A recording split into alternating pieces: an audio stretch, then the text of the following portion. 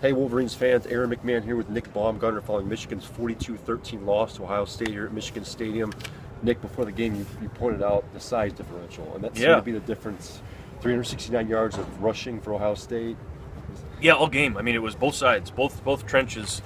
Michigan just completely dominated up front on the offensive line, up front on the defensive line. Obviously, Michigan's playing a little thin on defense without, Ryan Glasgow and Monet and those guys. But at the same time, that's the difference. That's why Michigan isn't, at that level of an Ohio State right now. And I think, Harbaugh said after the game, there's some ground that they made up this season, which is true, but there's also a long way to go, which is also true. And that starts, sort of physically, this team needs to get tougher and stronger. Not tougher, but stronger.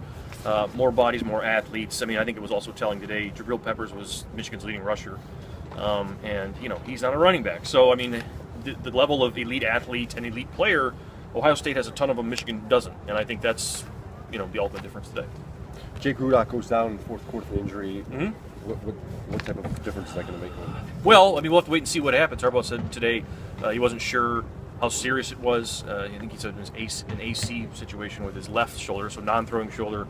He didn't go back in the game. He took a nasty hit from Joey Bosa and stayed out and kind of sat on the training table, didn't get up. I guess we'll have to monitor and see how serious it is. Tough break for him either way to finish the game like that. If he can get himself back for a bowl game, obviously that'd be a benefit for Michigan. If he can't, that's going to be tough because that way, he was playing great at the end of the season. So, we'll see, I guess, over the next few days if anything comes out about that. But didn't look good. I mean, it was one of those nasty hits from Bosa on the other side. And he comes and all the way down his left shoulder. The game was out of reach at that point, insult to injury. And for a guy who had 260 plus again today, Rudock was their best player until he got hurt. So tough break for him. We'll see how serious it is going forward.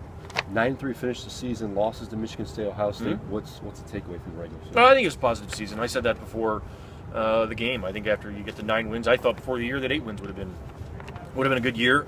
I didn't think they would beat either Michigan State or Ohio State. They had Michigan State beat until one play at the end. Obviously, this wasn't even close, so you've got a long way to go. You've got a lot of work to do. I mean, this was a reminder today.